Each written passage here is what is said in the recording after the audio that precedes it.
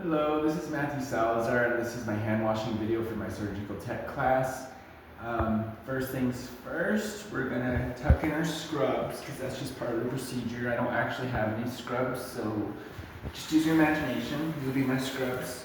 And we do this so that way our scrubs don't end up touching the sink, causing contamination, because the goal of this is to get rid of as many pathogens as we possibly can. The next thing we're going to do is remove all of our jewelry. Some places say that you can't have earrings and necklaces, but for the sake of this class, I was told that all jewelry needs to be removed, so we're going to go ahead and do that real quick.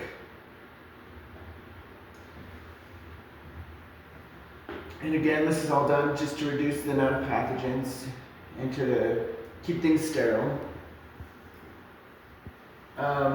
So essentially, when you're going to wash your hands, you're going to do it as you're coming into work.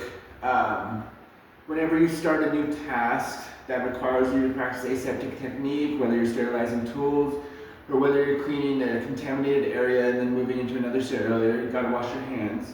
Every time that you remove your gloves, you've got to wash your hands. If your gloves become punctured or torn, you've got to wash your hands.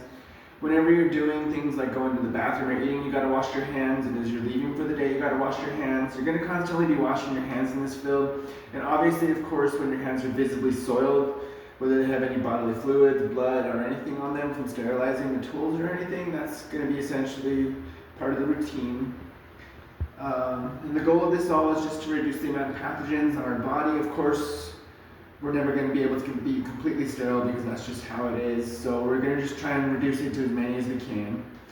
And we're going to practice aseptic technique. And essentially this is done for patient safety, to keep the surgical field sterile, to keep everything sterile, and just basically protect the patient from pathogens that could travel from us to them. And essentially it's just part of aseptic technique. This is done usually in most hospitals and ORs. So we're going to start by first turning on the sink. It doesn't need to be extremely scalding hot, but also you don't want it cold, so kind of like a warm. The first thing you're going to do is lather your hands with soap. Get enough soap so you can lather your full hands. You're going to want to lather it completely. Do a little bit more. And antimicrobial soap is the best because it just fits our purpose for what we're trying to do here. And so what you're going to do is you're going to start moving in a motion like this, rubbing your palms together for about 10-15 seconds. And then you're going to rub the back of your hands. You're going to do this on both sides.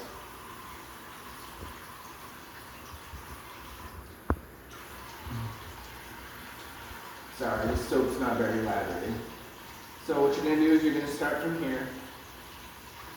Rub your palms together, and then you're going to rub the back of your hands. You're going to do this on both hands.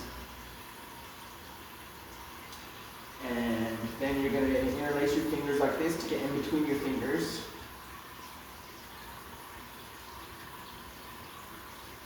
And then you're going to get your fingernails as best you can by just going in a circular motion on your palm. And you're going to do that on both hands.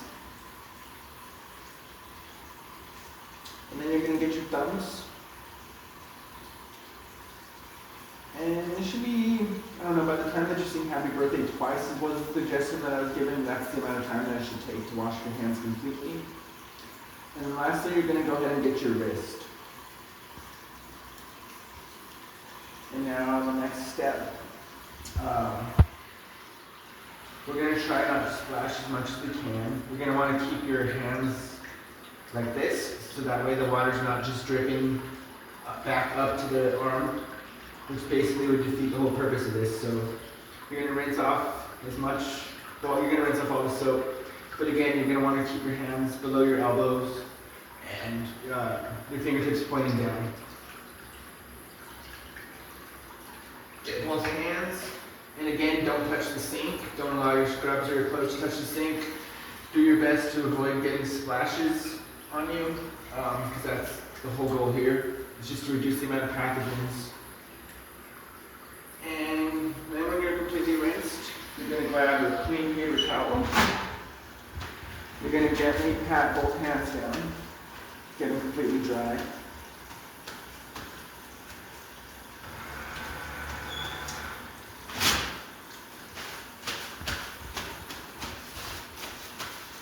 And then once that's done, you're going to get one more clean paper towel, and you're just going to simply turn off the sink. And essentially your hands are now going to be as clean as they can be for the surgical field and for this purpose. That's my video for my surgical tech class. Hopefully that was helpful. And as you can see, no water splashed on me, so that's essentially the goal.